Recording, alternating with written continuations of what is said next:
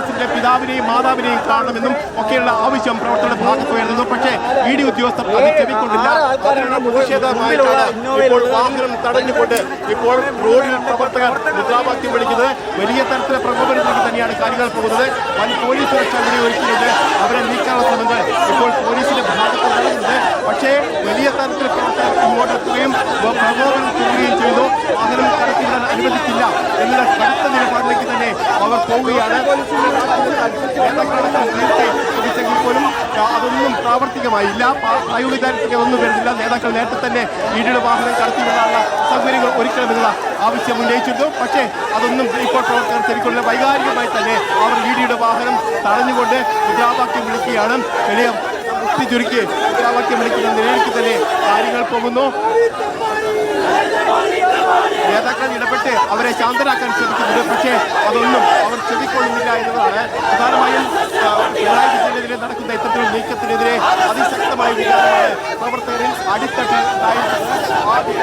ഇപ്പോൾ കോട്ടൂടിയിലെ മുഹമ്മദ് റിയാസിന്റെ വീടിന് മുന്നിൽ നമ്മൾ കാണുന്നത്.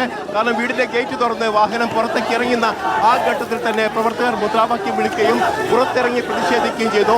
വാഹനം ഒരു തരത്തിലും കടത്തിവിടാൻ കഴിയാത്ത ഒരു സാഹചര്യമാണ് ഇപ്പോഴുള്ളത്.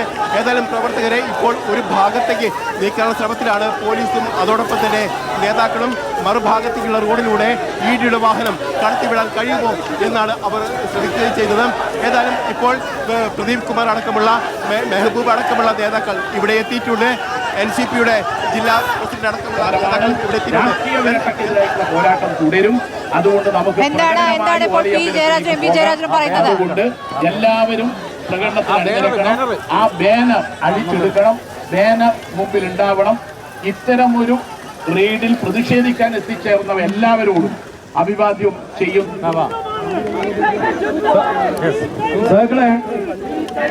മുഴുവൻ സഹാക്കളും പ്രാണത്തിൽ പങ്കെടുക്കണം. ഇവിടെ ആരും നിൽക്കേണ്ടതില്ല. ആരും ഇവിടെ നിൽക്കാൻ പാടില്ല.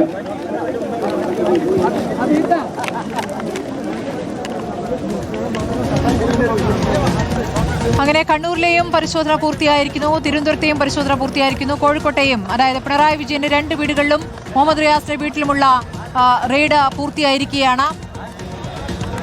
ബാക്കി 12ഇടത്തും ബാക്കിയിടങ്ങളിലും ആകെ 12ഇടത്ത് ഒരേ സമയം തുടങ്ങിയ റെയ്ഡാണ്. ഒരുപക്ഷെ ഒരേ സമയം ഇത് അവസാനിച്ചിരിക്കുമെന്ന് വേണം മനസ്സിലാക്കാൻ. CMRL MD മകൻ എന്നിവരുടെ മൊഴിയെടുക്കുന്നുണ്ടായിരുന്നു. അവരുടെ വീട്ടിലും അതോടൊപ്പം തന്നെ ഓഫീസിലും, ആലുവയിലെ ഓഫീസിലും പരിശോധന ഉണ്ടായിരുന്നു. എല്ലായിടത്തും റെയ്ഡ് അവസാനിപ്പിച്ച് ഉദ്യോഗസ്ഥർ മടങ്ങുന്നു എന്ന് വേണം മനസ്സിലാക്കാൻ. ഒരേ സമയം പരിശോധന പൂർത്തിയാകുന്നു. പക്ഷേ നാടകത്തിന്റെ അന്ത്യം എന്താണ്? ഒന്നും കിട്ടിയിട്ടില്ല. അന്ന് എഴുതി കൊടുക്കേണ്ടി വന്നു. എഴുതി ഒപ്പിട്ടിട്ടേ അവരെ വിട്ടയക്കാൻ ജനങ്ങൾ തയ്യാറായിരുന്നു. എന്തായാലും അത് തന്നെയാണ് ഇപ്പോൾ വ്യക്തമാക്കുന്നത്. ഒന്നും കിട്ടിയിട്ടില്ല, ഒരു രേഖയും കണ്ടെടുത്തിട്ടില്ല എന്നുള്ളതാണ്. എഴുതി ഒപ്പിട്ട് ഈ വീടിന്റെ കെയർടേക്കർ ആയിട്ടുള്ള നാണു എന്ന് പറയുന്ന ആൾക്ക് ഒപ്പിട്ട് നൽകിയത് എന്നുള്ളതാണ് ഇപ്പോൾ സൂചിപ്പിച്ചിരിക്കുന്നത്.